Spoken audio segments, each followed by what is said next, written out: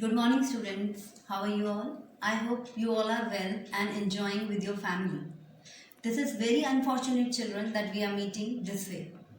So before we go ahead, I just want that all of us join our hands, close our eyes and pray to Almighty God to heal this world and keep all of us safe and help us to come back in our routine life. Okay children, I know many questions are coming in your mind. You might be very worried about your studies. What about your course? What about your books? What about your exams, etc., etc. So don't worry children, your teachers will catch you very soon. So if we talk about English, so in your English course, you know that we are having two books. One is English literature, that's like last year only. Your book name is Reading Venture, published by Sultan Chand and Sons. Similar way, grammar book also published by Sultan Chand and Sons. Dear children, in coming few days, we are going to do 2 lessons in literature, 2 chapters in grammar. That's the 2 topics. One topic is sentence, another topic is noun, and one topic of vocabulary, that's synonyms and antonyms, and we'll try to do one topic of writing skill also. So for today, let's start with the easiest one. Grammar, the sentence.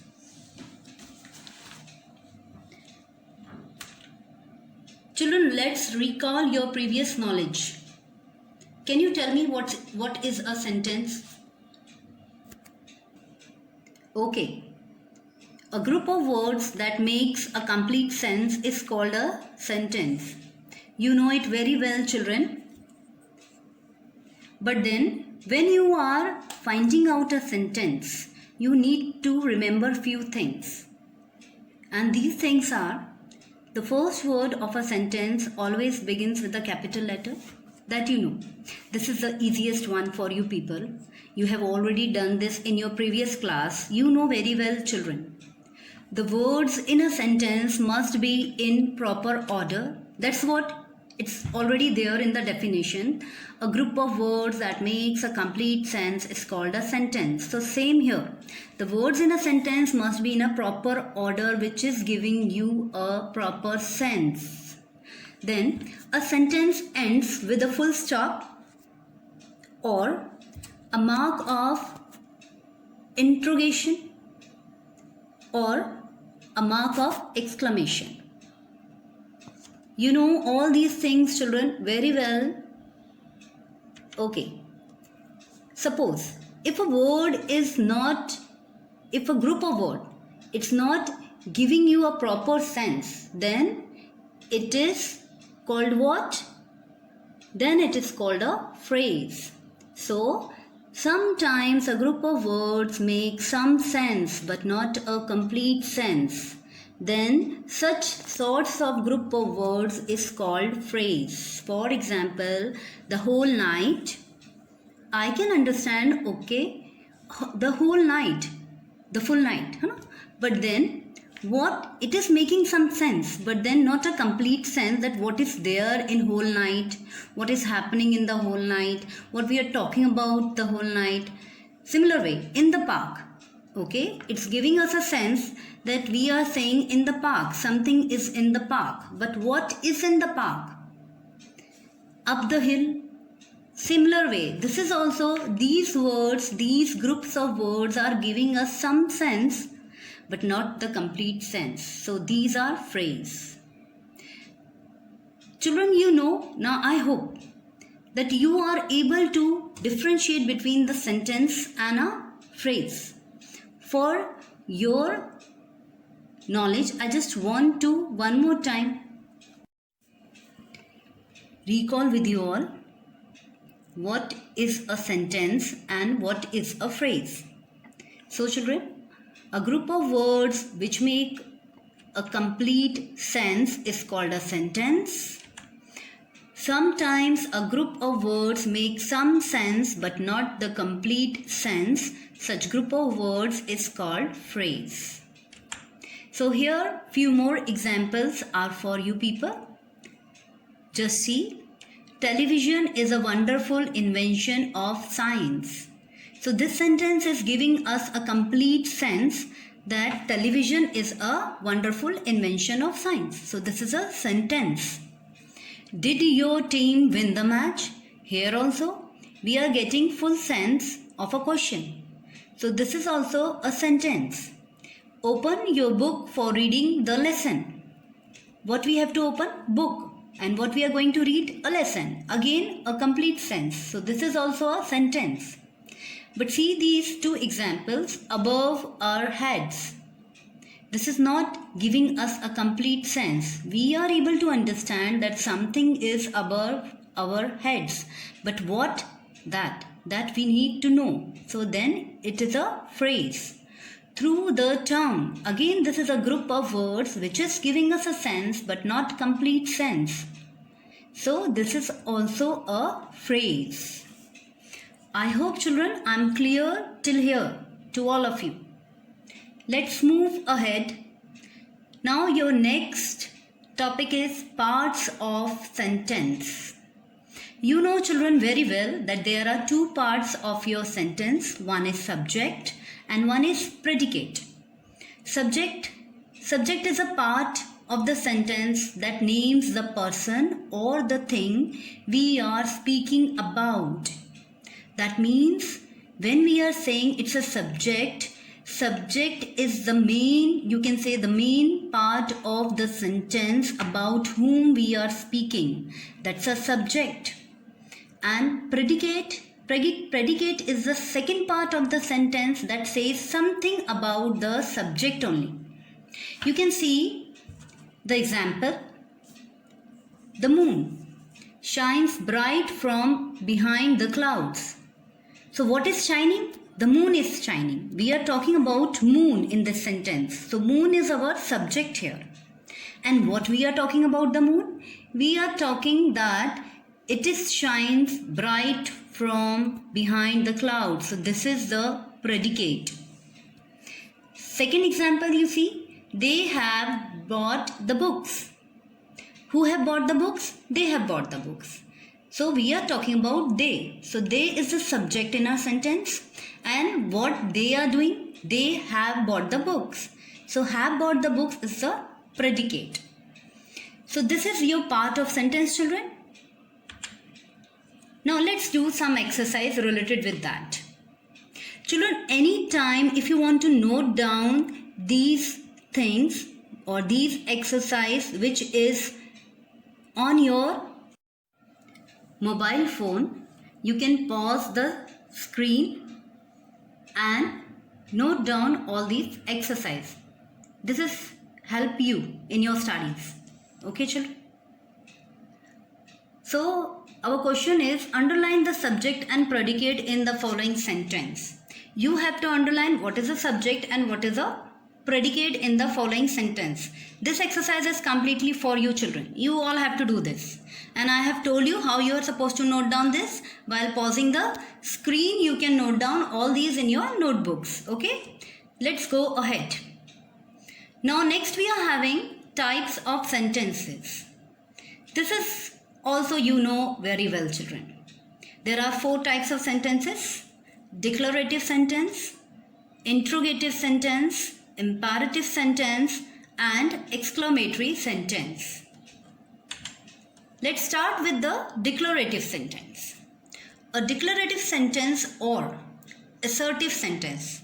Assertive sentence, this is also the another name of declarative sentence only. So, a declarative sentence or assertive sentence is a statement or a piece of information that always ends with a full stop. Or you can say in other language in easy way if you want, it is a declarative sentence is what when one give a normal statement. Is a normal piece of statement. When we are saying something about somebody in a normal way, when we are giving a normal statement with a full stop, then it is a declarative or assertive sentence. For example, it will be a very cold winter this year. This is a normal statement. Here we are not asking any question. Here we are not saying wow and what. No, it's a normal statement that it will be a very cold winter this year. Second example, your class students are very intelligent. This is a normal statement when we are giving this statement. Declarative sentence can further be classified as affirmative or positive and negative sentences. So that means that declarative sentences are having the two parts. One is the affirmative, which we are saying it's a positive sentence, and another sentence is a negative sentence. Positive sentence means when we are giving the positive statement to someone, then it is known as a positive sentence or affirmative sentence. And negative sentence means when we are using no, not, these kinds of word in our statement, then it is considered as a negative sentence. You can see in the example, anyone can enter the prayer hall. That's a normal statement that anyone can enter. So it is a positive statement. Then, do not talk loudly while inside the prayer hall. So here you can see, children, the use of not. So when we are using such words, no, not, then it is a negative sentence. Okay? So one more time, I just revise that a declarative sentence or assertive sentence is a normal statement. It's a normal piece of information which we are giving to other people. Okay. And then declarative sentences are further classified into two parts. One is positive and one is negative sentence. Positive sentence means when we are giving positive remark to anyone, that's a positive sentence. When we are giving negative remark, then it's a negative sentence. Or not negative remark, that means when we are using no, not, these words. Okay, then it's a negative sentence. Okay, our next part is interrogative sentences. An interrogative sentence asks for information. What a declarative sentence gives. You have just now read in your previous declarative topic that declarative sentence is a normal statement and interrogative sentence are the questions or ask for the information that a declarative sentence gives. So interrogatives are the normal questions which we are asking for the declarative sentences. Then it always ends with question mark. That we know very well that an interrogative sentence always ends with a question mark. An interrogative sentence is also known as a question. The auxiliary verb is your helping verb, is placed before the subject in an interrogative sentence. Okay, how you can recognize an interrogative sentence? With the two things. First thing, there is a question mark always. Another thing, that the auxiliary verb, that's your helping verb, always placed on the before the subject. Then it's a interrogative sentence. For example, do you prefer to read or watch a movie? Are you going to make a poster? Have you taken the medicine? Here you can see that do, are, have, these all are the helping verbs which are placed before the subject. Okay. Now there are, questions, we know that the interrogative sentence are only known as a question sentence, but there are two types of questions. First one is, you can just, first we read this example, okay, then we go ahead. First one is, are you tired? Okay, it's a question. And you will give the answer either yes or no. Yes, I am tired. No, I am not tired. Why are you tired? Then you have to give a specific answer for this. You cannot say yes or no for the second question. You have to give a specific answer that I am tired because whatever your reasons are there. Okay. So the first question takes a yes or no answer and does not leave any scope for more information. The auxiliary verb form are is used to frame the question. This is called a yes-no question. This is your first. We are talking about your first question here. Okay, that this sorts of question always gives you the answer in yes or no only. And your auxiliary verb are, this is your auxiliary verb, this is always placed before your sentence to frame the question. Okay, so these sorts of questions are known as yes or no question. Meaning is that the answer of these questions will come either only in yes or only in no. There is no other option. Now let's talk about the second question. The second question, however, seeks a reason and cannot be answered with yes or no. One of the WH words is used for the formation of this question and entails a statement for an answer. This is called a WH question. WH means, you can see children, the first word of the question, that's your question word, is starting with WH. So this sorts of question are always seeks for a reason or for a proper answer. We cannot give the answer in yes and no. There is always a proper answer. Suppose if you ask me, why are you tired? So I have to give the answer because I am working whole day, so I am tired. If I ask you why you are tired, children, so you can give the answer because whole day I am watching TV, so I am tired. Okay. So this is the second type of question which we are saying WH questions, which are always seeking one proper answer. For example, children, what will you do when you grow up? You can see this WH. This is a WH question which seeks a proper answer. What will you do when you grow up? So you can give the answer for this, a doctor, an engineer, or anything else. Okay, but you need to give a proper answer. Second example, you see, are you going to become an engineer when you grow up? This is yes or no question which needs the answer either in yes or either in no. Yes, I'm going to become an engineer. No, I'm not going to become an engineer. Okay, again you see, where are you going? Again WH question which seeks a proper answer. Where are you going? I'm going to the market. I'm going to school. Okay.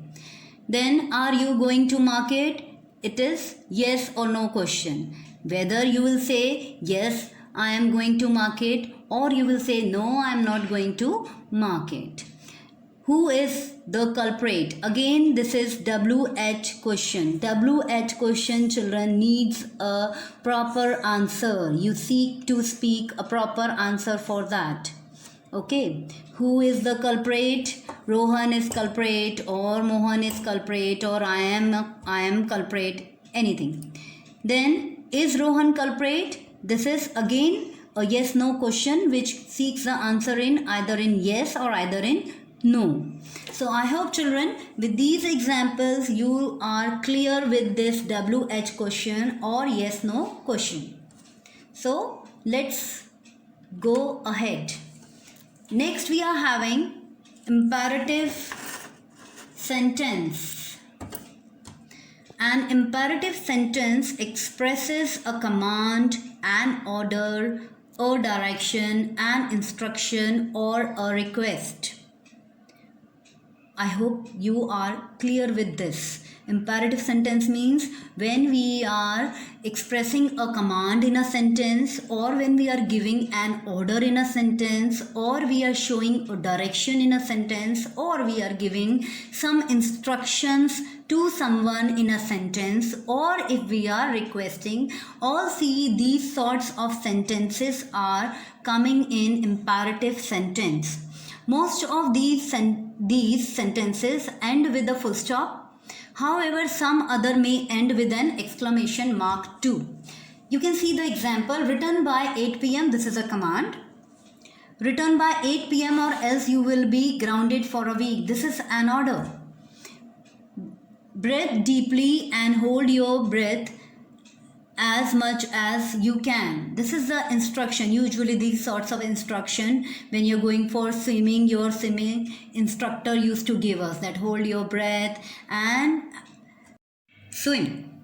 Okay, next you see the shop your looking for the 10th on the left hand side. This is a direction. Okay. In this sentence, we are giving the direction to somebody that where is the shop. Please shut down the door. It's a request. Okay, children. So, imperative sentence are those sentences in which we are expressing or we are expresses a command, an order, a direction, an instruction or a request. Okay. Next is the exclamatory sentence. An exclamatory sentence expresses strong feeling and always end with an exclamation mark. This is the simplest one which you people know very well, that the exclamation sentence always end with an exclamation mark. Okay, like you can see, hooray, I have found the solution to this problem. Or congratulations Nitin, blessing to you. How beautiful the butterfly is. These all the sentences showing a strong feeling. Either the feeling is of happiness, either the feeling is sad. But then when we are showing a strong feeling, then we are saying that this is the exclamatory sentence which ends with an exclamation mark. Okay. Now this is the last topic of your today's class. Question tags. Question tags is a short question added to a statement to change it into a question. That means that in the question tag or with the help of question tag, we are changing the small statements into the question. It is used when asking for confirmation or agreement. When we are using these question tags, when we are asking for the confirmation of anything or the agreement of the person. Agreement means whether the person is ready or agree or not agree. Okay, for example, Abha has beautiful hair, hasn't she? So that means if I am saying Abha has beautiful hair and hasn't she means that I want your confirmation that are you also agree with me that she is having the beautiful hairs. Okay. How to form the question tags? It is made of two words referring to the subject and the verb.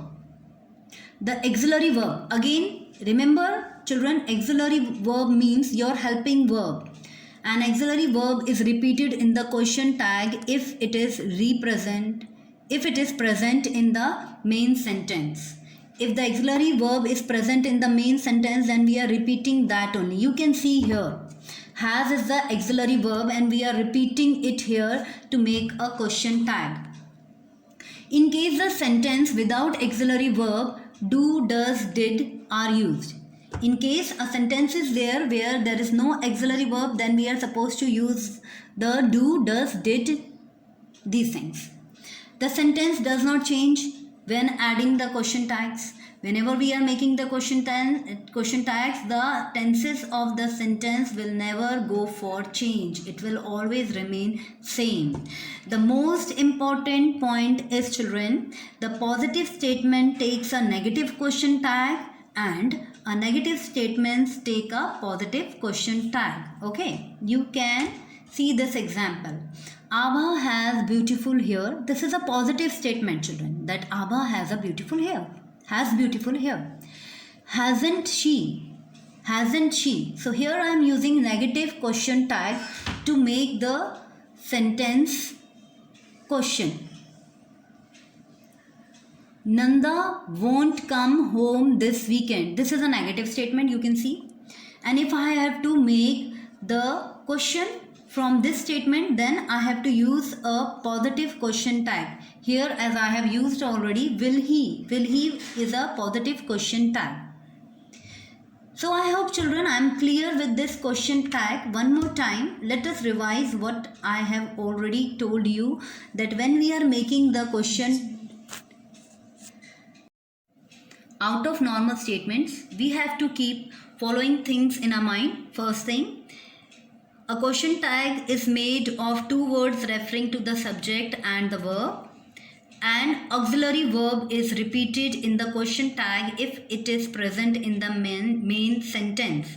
In case in case of sentences without auxiliary verb, do, does, did are used. The tenses never go for change when we are adding question tags, and the most important thing, for a positive statement we have to make negative question tag, and for a negative statement we have to make a positive question tag. Okay children, I hope I am clear with this. Okay, let's recall what we have read today, what we have done today. Subject and predicate are the parts of a sentence. You know it very well. Subject is the main part of a sentence about what we are, about whom what we are talking. That's a subject. Predicate is the second part of the sentence which tells us that what we are talking about the subject. Then there are 4 types of sentences: declarative, assertive, interrogative, imperative and exclamatory sentence. Declarative sentence provide information which gives us information. It is a normal statements. Interrogative seeks information. That means all our question are coming in the interrogative sentences. Imperative sentence gives command, order, instruction, direction or make request. An exclamatory sentence express strong feelings. Okay, this is all. Now children, here I have given you homework also. And again, I just want to tell you one more time that if you want to see this video properly, if you want to pause it anywhere, like you wanted to note down your homework, you need to pause the video and you can note down your homework in your copy and then you have to do it. Okay children, so this is all for today. We'll meet very soon. Okay, good day.